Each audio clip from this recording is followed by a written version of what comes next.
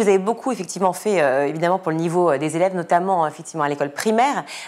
Pour autant, même si le niveau s'est élevé, le niveau reste quand même très bas par rapport à la moyenne de l'OCDE. On a du mal à trouver une cohérence par rapport à tout ça. Qu'est-ce qui s'est passé? Est-ce que c'est justement ces réformes qui se sont empilées et qui n'ont pas été maintenues après votre départ? Non, non. Si les résultats sont bons en dynamique et encore faibles en statique, si je puis dire, hein, c'est-à-dire oui. en gros, c'est parce qu'on a une pente qui dure depuis une trentaine, enfin depuis que les classements internationaux existent, c'est-à-dire essentiellement depuis le début des années 2000, donc depuis 25 ans maintenant, on voit une baisse continue à chaque classement de la France. Et là, ce que l'on voit, c'est un début de rebond.